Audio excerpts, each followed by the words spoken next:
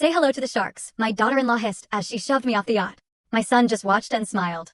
They thought they'd claim my $3 billion fortune, but when they got home, I was waiting with a little surprise.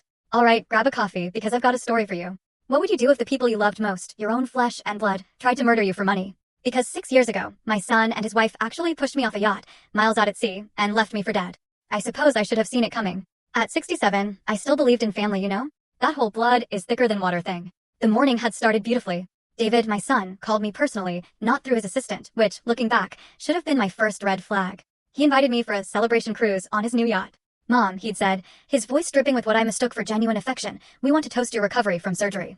Just the three of us, like a real family. I'd been recovering from a hip replacement for 6 weeks, and honestly, I was desperate for any sign that David and his wife, Vanessa, still wanted me around. Ever since my husband, Robert, died 2 years ago, leaving me with his tech empire fortune, things had felt different, colder. So I dressed carefully that morning in my navy blue dress, the one Robert always said brought out my eyes, and took a taxi to the marina. The yacht was magnificent, a gleaming white palace on water that probably cost more than most people's entire lives. David greeted me at the dock with an embrace that felt utterly performative, while Vanessa watched from the deck, her smile sharp as broken glass. Isn't she beautiful? David asked, gesturing to the boat. 42 feet of pure luxury. We're thinking of taking her to the Caribbean next month.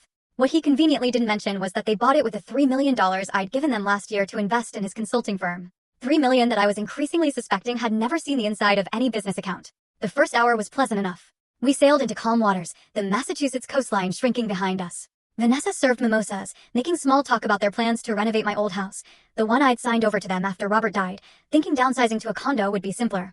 But then David started asking questions. Casual ones, at first, about my will, about the trust arrangements, about whether I'd considered simplifying things for them. It's just that probate can be so complicated, Mom, he'd said, refilling my champagne glass with a little too much enthusiasm. We want to make sure everything's taken care of. That's when I noticed Vanessa. She was filming me with her phone.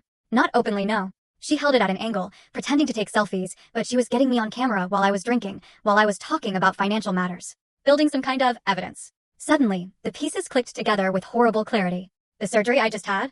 They'd insisted on handling all my paperwork afterward. The power of attorney documents they'd brought to the hospital, claiming it was just temporary, full story on the channel. Link below. Click now and watch what happened next.